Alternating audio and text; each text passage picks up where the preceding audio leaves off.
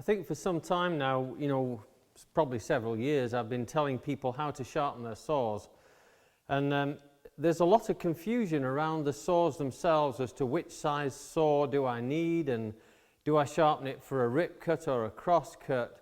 So what I want to do is explain to you the simplicity of saws and saw sharpening, and just go through a couple of the saws to try to explain what the differences are. And I've got 3 hand saws here, and I've got 4 smaller saws. These are called tenon saws in the UK and back saws in the US. They were called back saws also in the UK at one time. This is a large toothed rip saw, and this has some pretty hefty teeth on it. This is 5.5 teeth to the inch, and then we go down in size. This is a 10-point crosscut saw. That means the teeth have been sharpened specifically for a crosscut.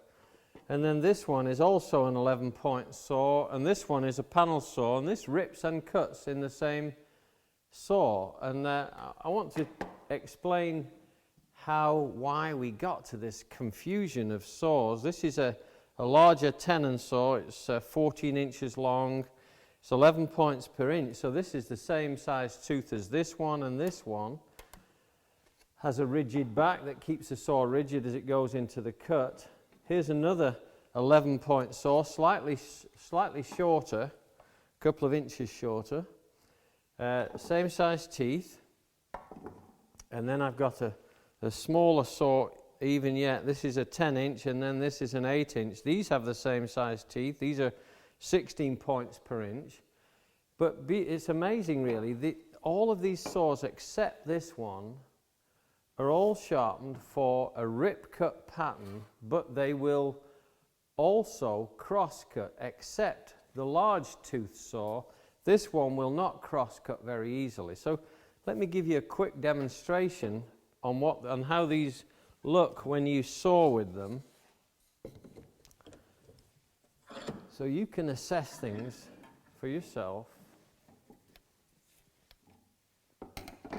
This is the large. This is absolutely a rip cut pattern. It's got massive teeth, and when I start sawing with this one, I find the teeth get hung up because it's really meant for rip cutting along the grain of the wood. And we'll be going through all of that with you at some point in the future. Here's another one. This is a rip cut pattern, but watch this one.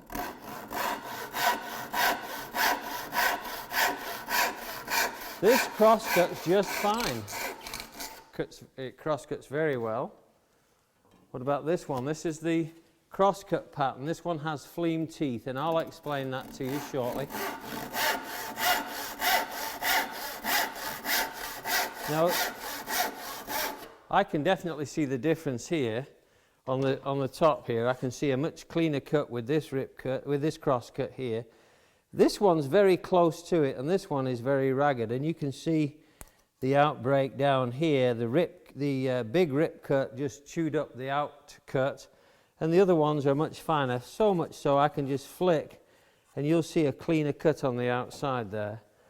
Then I go to this one, which was the same size as the other.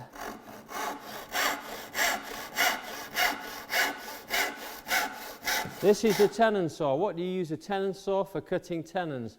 But you can both cross cut and rip cut the tenon, the shoulder of the tenon and the face of the tenon with this one saw, which is why we like that particular saw. This one's got the same size teeth, slightly shorter, and there's no difference between the two cuts.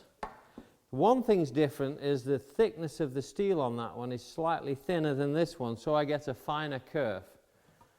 Then we go down to this one, again a rip cut pattern.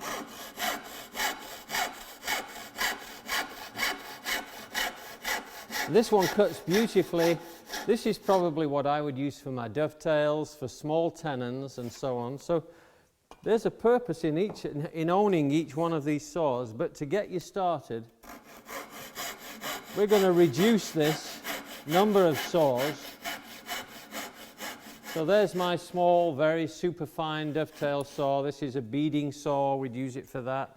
And this is a really good saw to own. So let's take out the excesses here for a minute. Take out the saws, and then we'll start talking about how we sharpen these saws. So we're going to put this crosscut saw aside for a little while, because we'll do crosscuts in a separate edition. We'll keep this one and we'll put away the big rip saw, because what I'm trying to present is the saws that we're using throughout our videos and throughout our projects.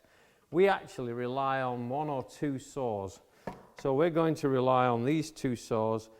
Sometimes we might reach for the bigger rip cut saw. If we're ripping through 2-inch oak, then we'll use that saw. But in this case, and for the projects that we've been presenting, these are the saws that we'll be relying on the most.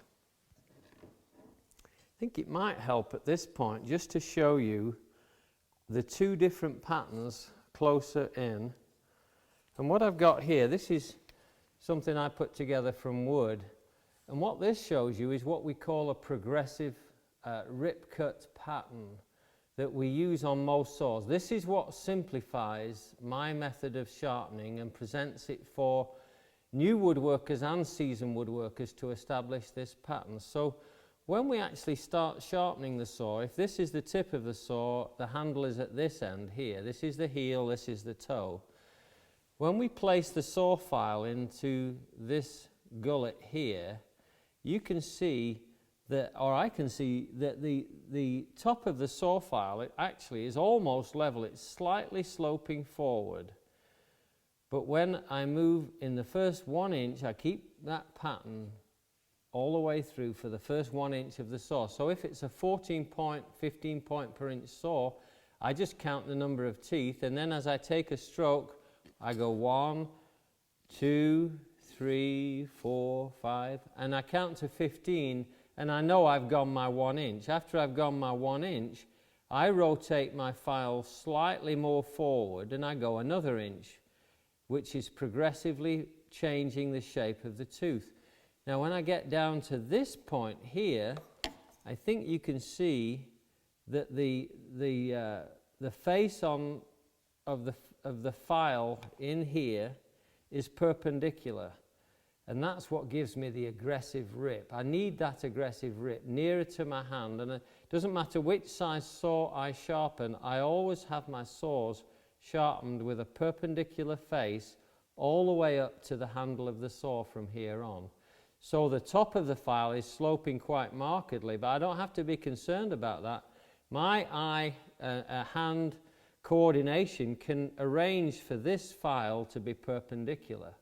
So as I move along, I get this aggressive cut. So when I start my saw cut in the wood, I'm starting with a somewhat passive rake for the first 1 inch, then it goes to a little bit more aggressive rake for the next 1 inch, and I could do that for 3 inches. I can keep adjusting, but when I get to 2, 3 or 4 inches, especially on a longer 22-inch panel saw, I'll have this perpendicular cut all the way through to the end, because as you're sawing, when you start sawing, you start at the beginning here, like this, but as you move into the wood, as you go deeper into the wood, say over here, you have your power here, and it's the same with dovetail saws, so you get all your power back here close to the hand, and that's where you do the most predominance of your aggressive cutting.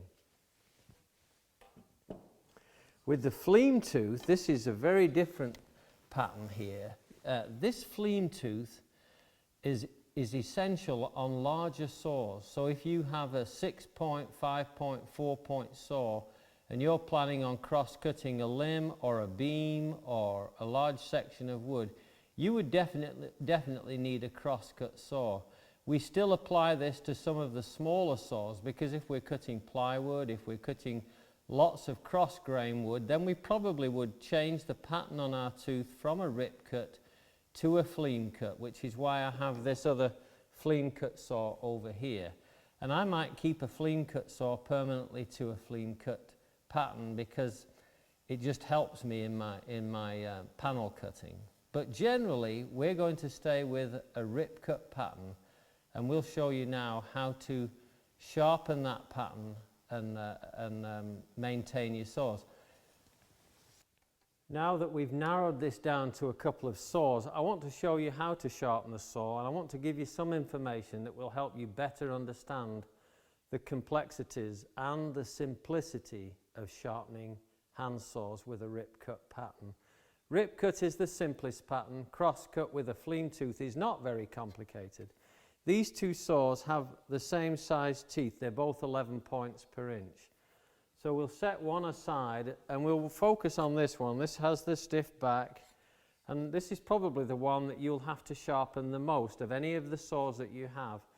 It doesn't matter if you buy a high quality Wensloff, Lie-Nielsen, Veritas saw, or whether you buy a saw on eBay, they all need to be resharpened, and you have to master this skill because it's inconvenient to send them off. Usually it takes me 4 minutes to sharpen a saw. It takes me another 4 minutes to set it. So in 10 minutes I've got my saw sharpened and set and ready to go. And I only have to set the saw about every 6 to 10 sharpenings. So it's not something you have to do every time. So this method I'm going to show you is for a rip cut pattern saw that you can both rip cut and cross cut with. And I think it's important that we make this as simple as possible. I only use a couple of saw files. I've got this package of saws from Veritas. They have a very nice package, and it'll give you all the saw files you ever need. But for the moment, we'll just run through what you need for a saw file to get you going with the first saw that you probably will sharpen, which will be your tenon saw. This has got 11 points per inch. 11 to 15 is a good size to be able to hand sharpen. 16 points you can sharpen. When you get up into the 20, 25, 30 points per inch, they really become impractical to resharpen. So really think through which size tooth you want. You don't need a saw for dovetails or for tenons with more teeth than 15 or 16 points per inch. This 11 points will do just about everything you want. So I use a clamp. I've got a couple of different types here. This is one that I make, and it's where I just take a saw and run the handsaw down the middle, drill a hole here to stop it splitting, and you just then simply slide your saw into here. If you don't have a clamp, and you can clamp this in the vise. The downside of it is I have to sit down to sharpen my saw. For me, I usually don't sit down for anything. So I either bend or I sit down. But I'm going to use a different clamp. Now I have different sized ones as well. I have longer ones that I have for the longer panel saw. And you can put this on both ways. If it doesn't go all the way to the end, you can slide it this way. This one's long enough probably. But you can also come in from the other end too. And then I have a small one for my dovetail saws, like this one here. So this will do my small saws as well. So you can make different size ones, very inexpensive. Just a piece of 1 inch by 1 inch pine will work. I'm going to use a clamp that I have. And there are all kinds of commercial clamps that you can buy that were manufactured years ago. I like this one very much. Just level yourself up. Slide this into the clamp, and you want the teeth to be fairly close to the edge just to minimize any kind of vibration. Make it level. Now the neat thing about sharpening this rip cut pattern is it's dead square across and it's square to the plate of the saw. So in both directions, this way, let me show you this way, it's square across the saw this way, and it's also square to the length of the saw this way. So you don't have to do anything more than that. Now what about saw files? How many sides are there to a saw file? Most people think this is a 3-sided file, but actually it has 6 sides. The 3 wide faces and then right on the cutting edge here, where the two large planes come together, you must put another face in there that actually cuts the steel. Otherwise, the edges would break off, and that would rest in the bottom of the gullet, and it wouldn't cut. So it's actually a 6-sided file. We sometimes call it a 3-square file. Most often it's called a saw file, but then you get confused with saw file and chainsaw file. So it's a handsaw file. And we start sharpening in many different ways, but what I want to show you right now is the simplest way for you to get started. When I progress through the saw sharpening, maybe in later videos, I'll show you how I alter the size of the teeth, the shape of the teeth, and things like that. But this will get any saw that you have for rip cutting, this will get you going.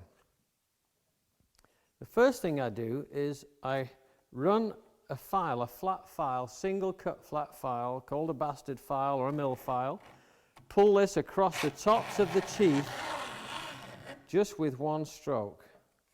And what that does is it gives me a shiny spot on the top of all the teeth, and also it shows me some teeth are a little bit wider than others, so I can see if the flat spot is wider on one tooth, then I might take more off each side of that flat spot to make the tooth the right size and maintain a level of equality on each of the teeth. But also it brings me to exactly the same height.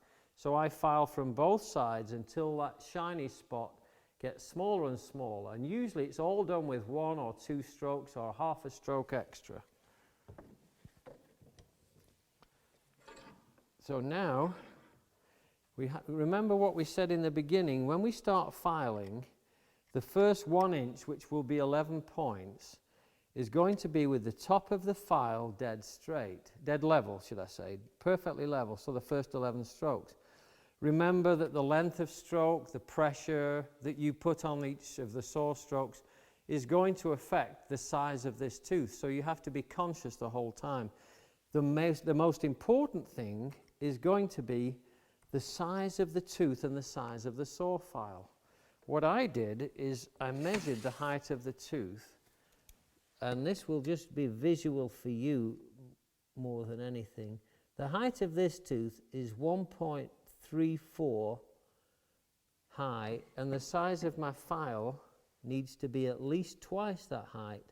So I'm at 3.88. So I'm just over double. It wouldn't matter if it was 3 times bigger, but I just want to have a file size that's commensurate to the size of the tooth. So that goes for any saw that you have. It needs to be twice the height. Why does it need to be twice the height? The reason it needs to be twice the height is because when you're filing these teeth, every time you take a stroke, this bottom aspect of the file is wearing out. So if you rotate the file and the file is not twice the height, you're offering one worn surface and one good cutting surface to the teeth, and that will give you an uneven cut. So you want your files to wear down evenly from both faces. Just for clarity, I'm going to show you. Normally I would hold my saw file at the fore end of the file and at the back end with the handle in my hand. So I would file like this. But for clarity, for this video, I'm going to put my fingers back here. So this will help you to see. When I start my filing, I start on the front of the first tooth, and I keep my saw file level. Now remember, for the first 11 teeth, we're going to go across with the saw file perfectly level. What this gives me is a passive rake on the front of the tooth that enables me to start the saw clearly and without any effort, and then I move over and I start to rotate my file after the 11th cut. I'm going to rotate my file slightly here.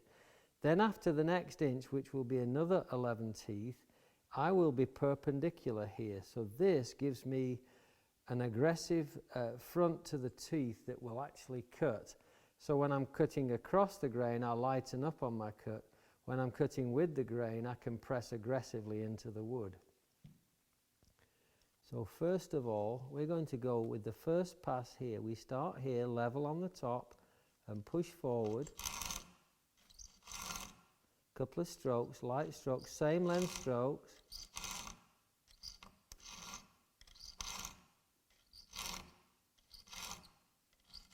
Counting as we go. 6, 7, 8, 9,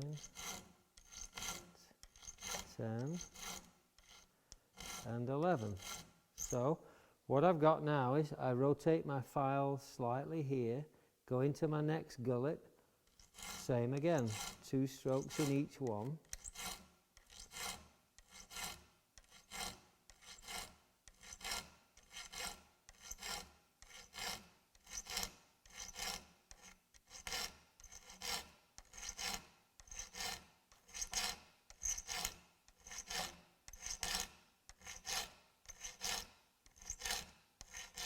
Now then here, I look back on my teeth, on the tops of the teeth, and if I have any flat spots, I might go back to that flat spot, take a half cut here and a half cut here just to remove the flat spot.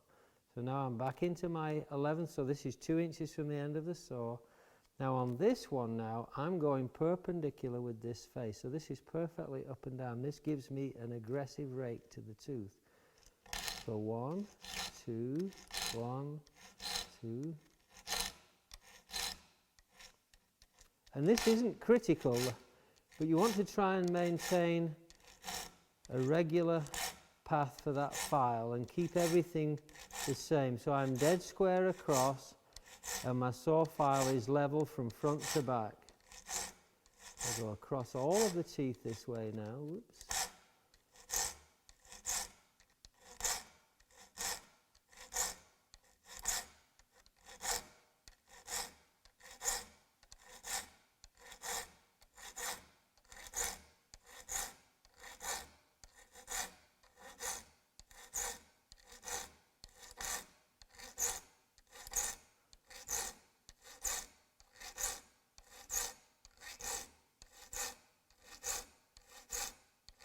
I can feel this file cutting.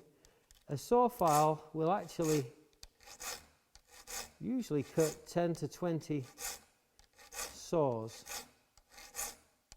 depending on the quality of the saw, of the file.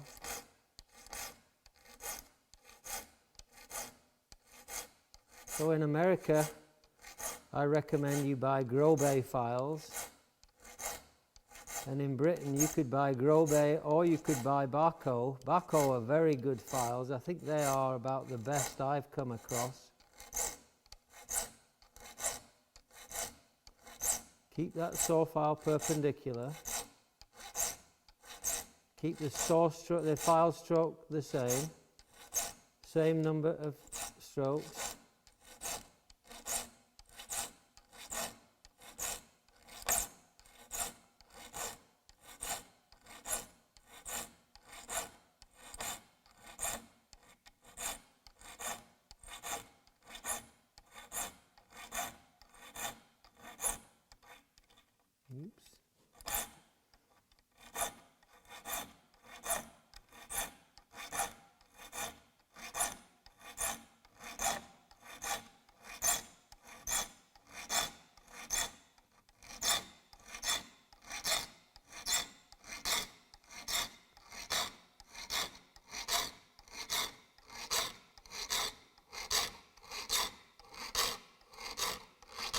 You can hear the difference now as I'm coming out of the jaws of the vise, but there's still sufficient support for the saw filing. The plate's bending just a little bit, but the handle's supporting it.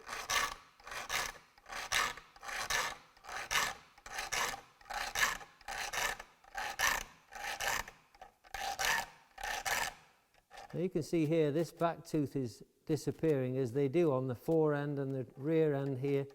They will disappear, so you can just file this at an angle with a flat file, or you can file it up this way like this, and that will remove that tooth because it's not really operating now. So we finished sharpening, and these teeth, boy, they feel so sharp. They're tiny little pinpricks, like a cat's claw almost. They're so fine. But I want to introduce something to you that I doubt whether you would have ever seen before. I started this. You know I don't care very much for micro bevels and secondary bevels on most tools. But on a saw, I've found this really helps with the longevity of the tooth edge. If I go on the back of each of these teeth and rest the edge, which has no abrasive on this edge, against the forepart of the adjacent tooth, you can see as I place this onto the back of the first tooth that I'm just going to keep it out of level just enough to strengthen that tooth. So as I place this on the tooth, I just push forward with 2 strokes, then I go to the next one, and I maintain that angle all the way through. This is putting a small flat on the back of the tooth, and it's strengthening the foredge of the tooth. So this saw should stay sharp maybe 2 or 3 times longer, just with this little adjustment. So we've got a micro bevel right on the very back of the tooth. There's no abrasion on the edges of this little file.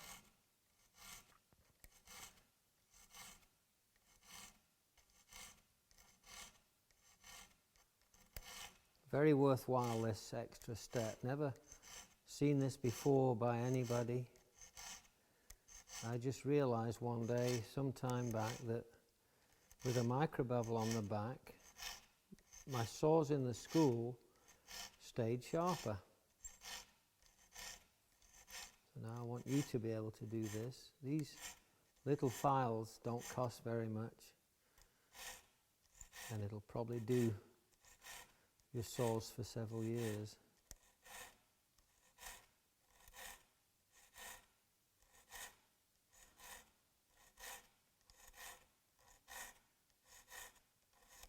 If you miss a tooth, it won't hurt anything. Try and keep the angle like I said.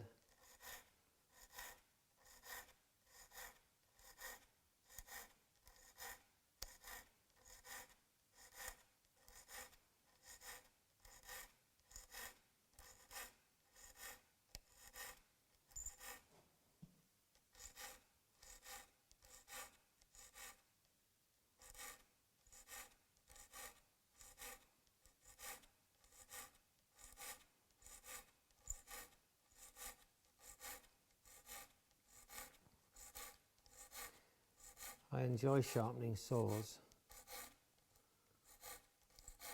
I've sharpened them for the schools for years, thousands of times. Missed that one, back to that one.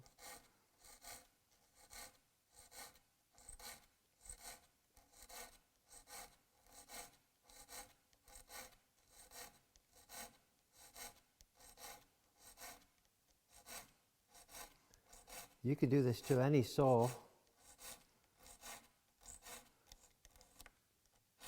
When you come to sharpen, you don't have to get this flat out. It will take it out with one stroke probably, because this is such a micro bevel,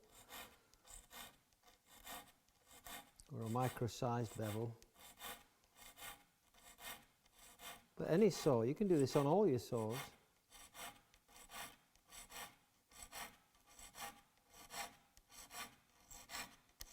This perfects saw sharpening for me, this really.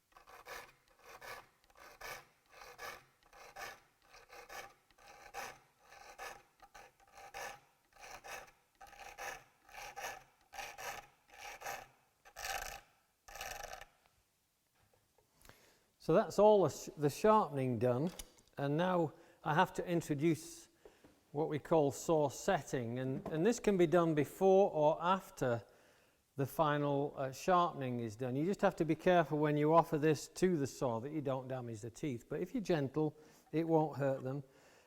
On every saw set there's a barrel, there's a circular platform in here we call the anvil, and it has a number in there. This one happens to have a number 12 and it should be a 22 because this is a super fine saw set and I can sharpen really fine teeth, set really fine teeth with this.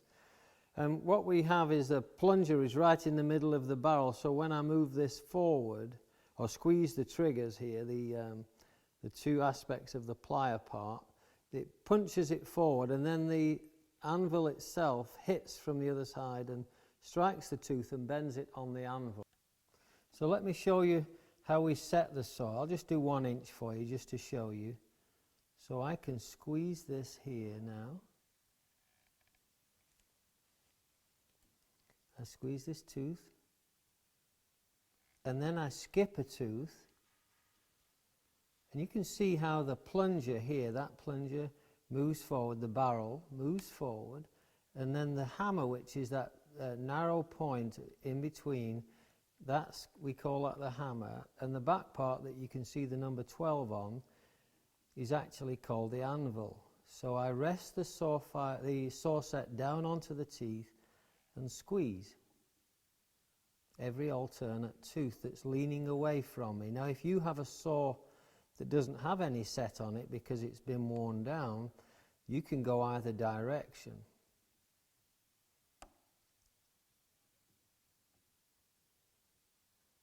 Then I come back from the opposite side and put set on from the other side. So there's a last stage when you've set the teeth. I don't rely on the saw set because usually it's too much. So usually I would go to a couple of hammers and remove some of the set. And how I do that is really very simple. Have a couple of hammers like this, clamp one in the vise, and then I take the saw that I've just set and I go along here like this and I tap those teeth gently. I go all the way along the saw, then I flip over and do the same again from this side. And I take off some of the set. Now this is spring steel, so it springs back because it has memory in the steel. And I find that I have a perfectly set saw that will cut really well. So let me show you here.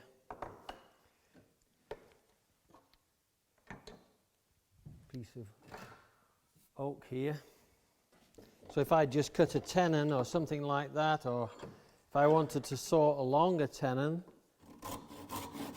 you can see this saw is already aggressive back here. But what you do is you start out here, and then you drop your hand. This is where your power stroke is, right here. This is your power. From here to here is your power. This is your easy start. See how easily this starts? And you go down the cheek of your tenon. But when it comes to crosscuts, you'll start your crosscut here. You can go across. This is the easy start. See how easily this saw starts. Here is where my aggression is. So I go in with my easy start, and then back here I lighten up on my cut, and that gives me a perfect combination saw with progressive rip teeth that really work for what I'm doing.